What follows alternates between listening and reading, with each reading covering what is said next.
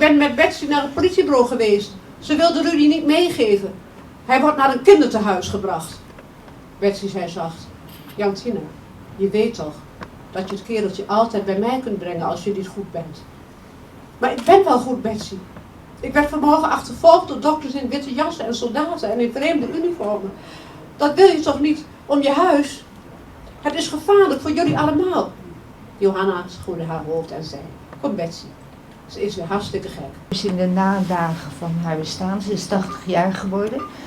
En gelukkig heeft ze toen toch een relatief rustige periode gekend. Maar u heeft begrepen uit de verhalen tot nu toe dat ze flink in de war is geraakt door de oorlog, maar ook dat na de oorlog. En dat vind ik ook het bijzondere aan het boek van Metje.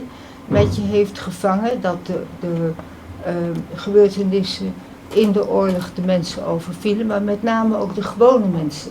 Ik denk dat wij ons niet meer kunnen terugdenken hoe afgesloten gewone mensen waren van informatie. Er was vaak ook geen geld voor een radio, dat was al een manier om informatie te krijgen. Ja, wat was Jantine voor een vrouw? Moeilijk. Moeilijk. Heel moeilijk, maar ze had heel veel meegemaakt.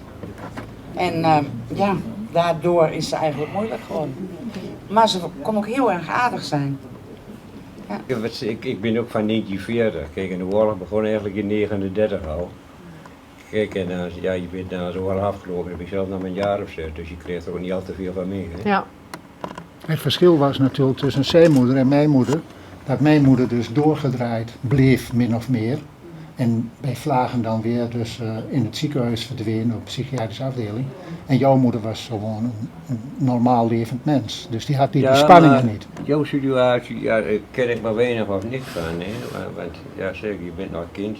Ja, maar hij was ook nog een kind. Ja, ja. Maar je kreeg dus weinig of niks van mee. We kwamen nou vroeger wel eens bij elkaar. Maar, ja, We deelden de problemen niet. We deelden de problemen nee, maar niet. er was ook vaak niks te zien nog aan te merken. Of wat, Als zij begon te praten, dat zei Rudy, dan kon je alleen maar één ding doen en gaan zitten en luisteren. Ach, Rudy gaat Maar het was ook erg boeiend altijd. tussen neus en lip gaf Rudy ook wel eens wat aan, wie niet ook van Overduin en zo. Ja. Ja, en Dat heeft ze samengewerkt met Overduin en Maatje en dan Overduin. werd Overduin is later verwaardigd, of niet? Ja, ja, Ja, ja. kijk, dat is, Ja, ook verguisd. ja, dat Nou ja, was- nee, maar Overduin is op een gegeven moment getrouwd. Ja. En die vrouw die kapte gelijk alles af. Maar dat weet dominee Bekkenkamp geloof ik ook wel.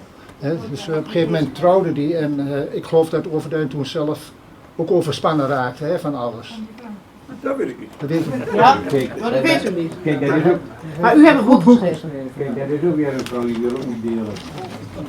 Maar nee, maar toen ze getrouwd zijn, toen liep een stuk met jou. Ja, nou, Kijk, die mevrouw was geen ook niet deel. Nee, precies, maar Jantine wou niet delen, dus het moest heel bekend zijn. Vandaar zeg ik, die wou ook niet delen. Nee. Maar dominee Bekkenkamp heeft dus een goed boek over Overduin geschreven. En ik vind dat mag ook wel even aandacht hebben. Ja, ik heb het boek ook gelezen, daar heb ik ook heel veel aan gehad. Dat is van dominee Bekkerman. Die heeft ook geschreven over Overduin, hè, over alles wat er gebeurd is en zo. En, maar ja, ik heb heel veel oorlogsboeken gelezen de laatste tijd en overal ingekeken en op internet gekeken en zo.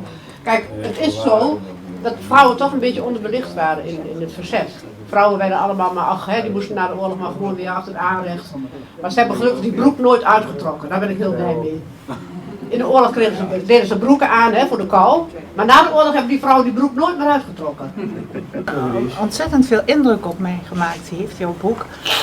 In de eerste plaats, of ik weet niet wat in de eerste plaats belangrijk is, maar waar je het eerst mee geconfronteerd wordt, is de schrijfstijl die je gebruikt, die ik erg mooi vind. Heel puur en zonder enige literaire pretentie, maar direct opgeschreven. En daardoor krijgt het iets van de Italiaanse films, die ken je misschien wel van het neorealisme, Fellini.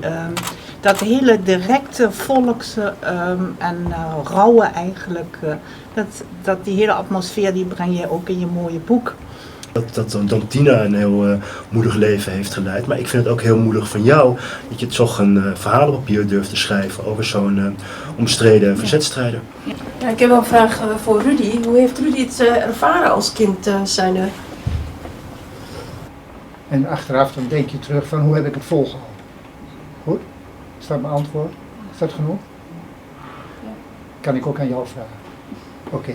Ik heb een tijdje geleden, hoorde ik op de radio, een mevrouw in Enschede die in het verzet samen met dominee Overduin erg actief was in het onderbrengen van zigeunerkinderen, Joodse kinderen en na de oorlog kinderen hielp van NSB'ers. Maar dat diezelfde vrouw, ik kende haar dus niet, alleen maar strijken heb ik opgeschreven. Het was te laat om te denken, het is ook Jan Tina om dat te horen.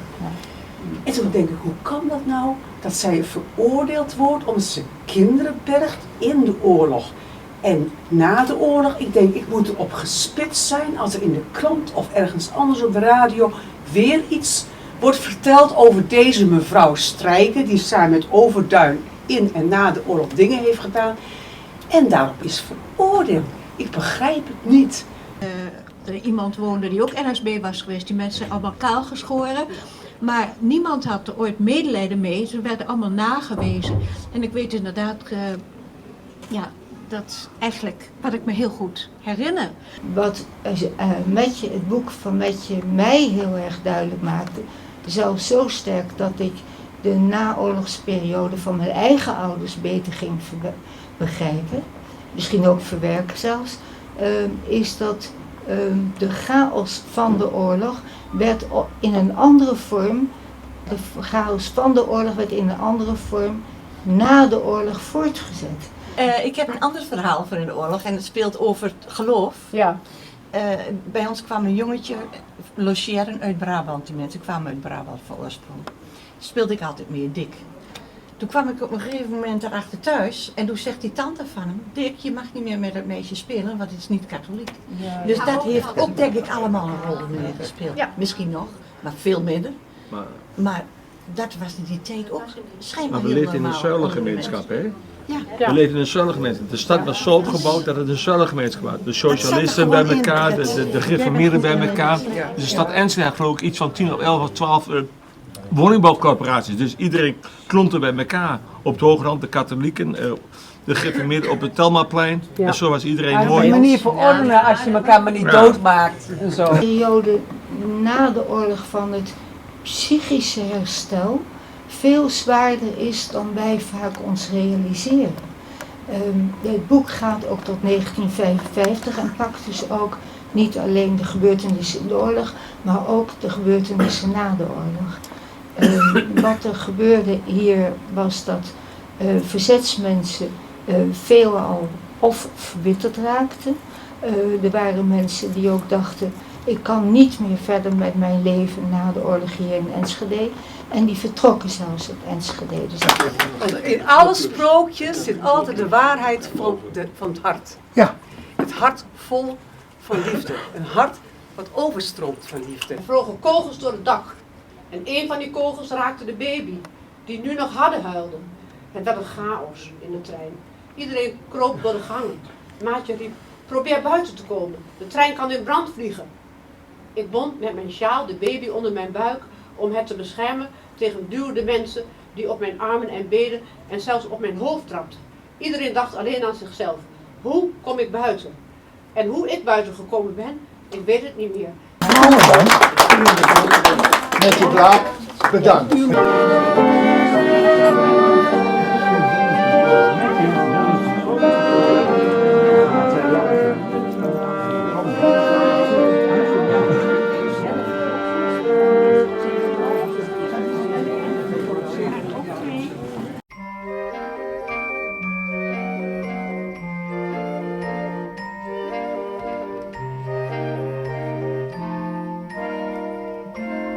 Je me souviens d'un coin de rue, aujourd'hui disparu.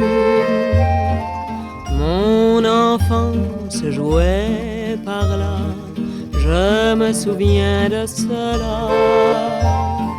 Il y avait une palissade, un taillis d'embuscade. Les voyous de mon quartier venaient s'y batailler. À présent, il y a un café Un comptoir est tout neuf qui fait de l'effet. Une fleuriste qui vend ses fleurs aux amants et même aux enterrements. Je me souviens d'un coin de rue aujourd'hui disparu. Je me souviens d'un triste soir où le cœur sans espoir, je pleurais en attendant un amour de 15 ans. Un amour qui fut perdu juste à ce coin de rue. Et depuis j'ai beaucoup voyagé, trop souvent en pays étranger. Monde neuf, construction et démolition, vous donnez des visions. Je crois voir mon coin de rue et soudain apparu.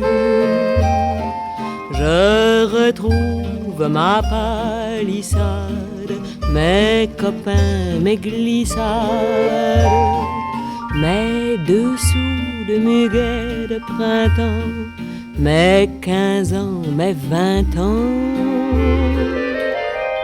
Tout ce qui fut et qui n'est plus, tout mon vieux coin de rue.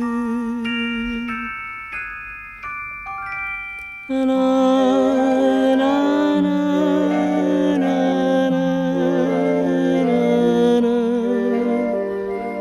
Tout mon vieux coin de rue.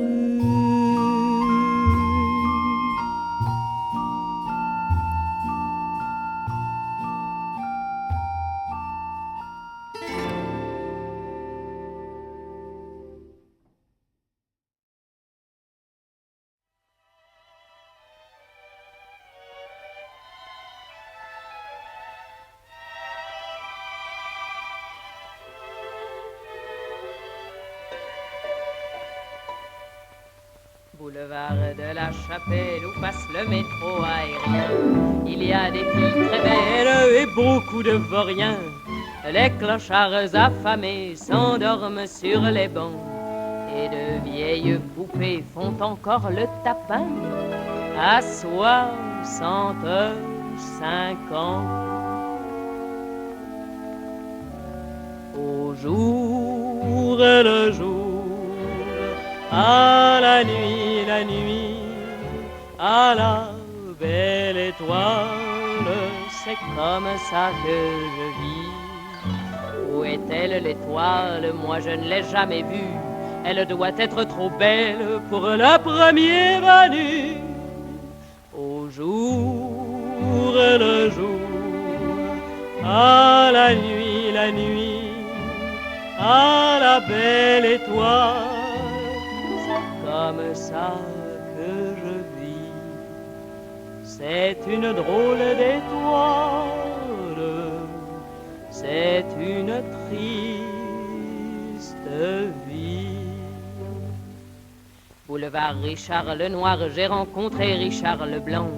Il était pâle comme l'ivoire et perdait tout son sang.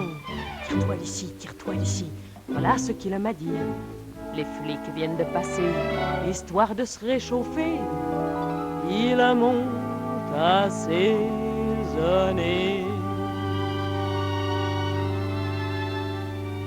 Au jour et le jour, à la nuit, à la belle étoile, c'est comme ça que je vis.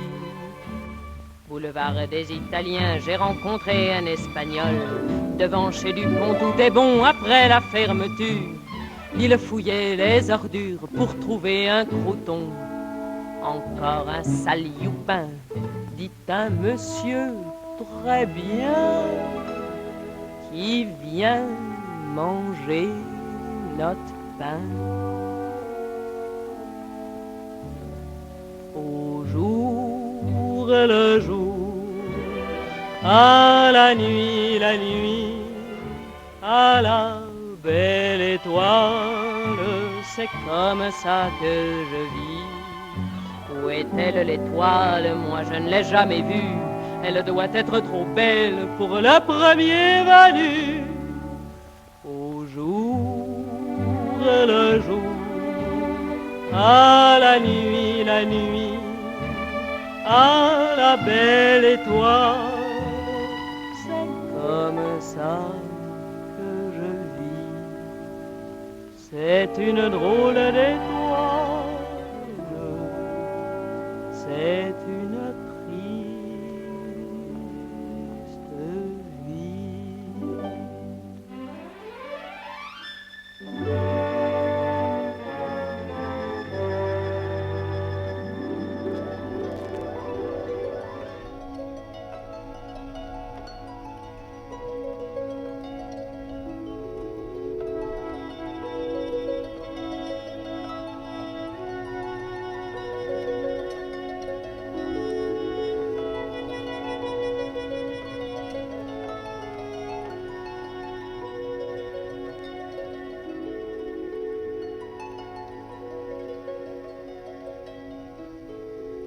Au jour la chaleur arrêtait toute vie,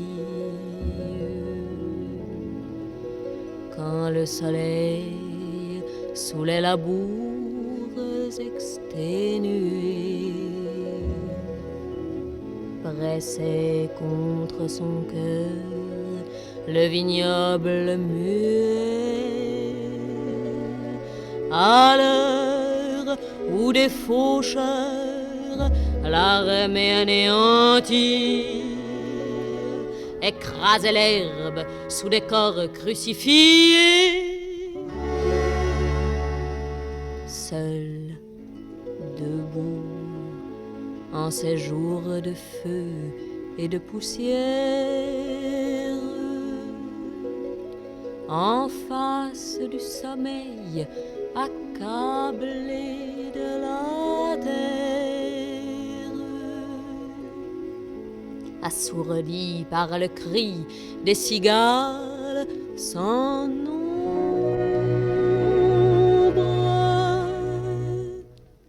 je cherchais votre cœur comme je cherchais l'ombre.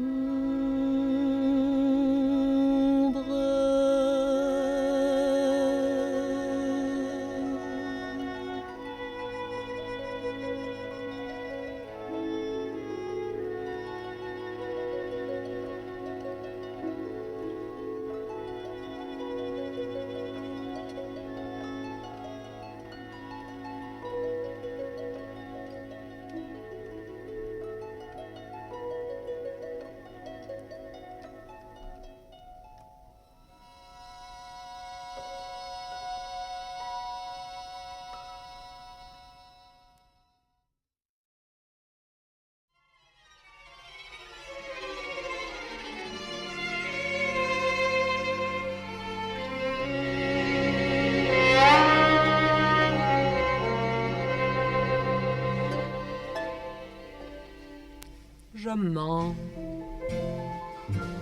pour m'étourdir, effacer dans mes rêves l'ombre d'un souvenir. Je mens face à la vie, face au monde qui m'ennuie, face à tout ce qui vit. Pour toi que j'aimais éperdument, pour toi souvent je mens, je mens, je mens, pour te convaincre que rien ne peut plus vaincre un amour infini. Tous les cœurs qui se fanent n'ont pas assez menti, ils n'ont pas voulu rire de leur douleur, tricher en face de la vie. Moi, je mens pour m'étourdir, effacer dans mes rêves l'ombre d'un souvenir. Je mens face à la vie, face au monde qui m'ennuie, face à tout ce qui vit. Pour toi